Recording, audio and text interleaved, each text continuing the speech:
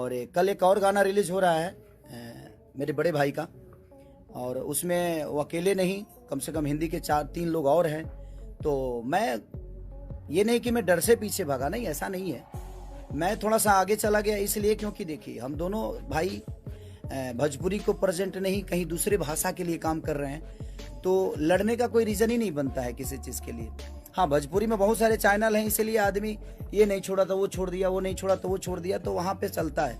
But मुझे लगता है कि वो मेरे बड़े भाई हैं, मेरे लिए बुजुर्ग हैं, और हम बुजुर्गों का सम्मान हमेशा करते हैं। हमारे खून में है कि हम अपने बुजुर्गों का सम्मान, और हमें करना चाहिए, सबको करना चाहिए। और कल दोनों गाना रिलीज होता तो कहीं ना कहीं फैन आपस में लड़ते, यूट्यूबर आपस में लड़ते, और एक बड़ा भाई एक छोटा भाई, तो मैं उनके लिए छोटा भाई हूँ, उनका हमेशा सम्मान करता हूँ और आजीवन करूँगा मैं। वो डर नहीं है, वो एक सम्मान है।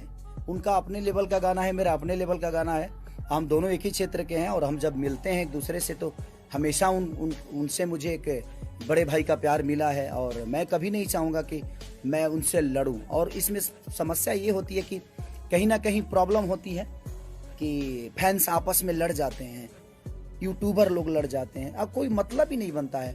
और एक भोजपुरी का बेटा होने के नाते हम दूसरे इंडस्ट्री में काम करने जा रहे हैं, तो हम सबको सपोर्ट करना चाहिए, उस परिवार को, उस चेहरे को, कि दुनिया कहे कि हाँ यार ये पवन सिंह है, भोजपुरी का है, ये खेसारी लाल यादव भोजपुरी का है।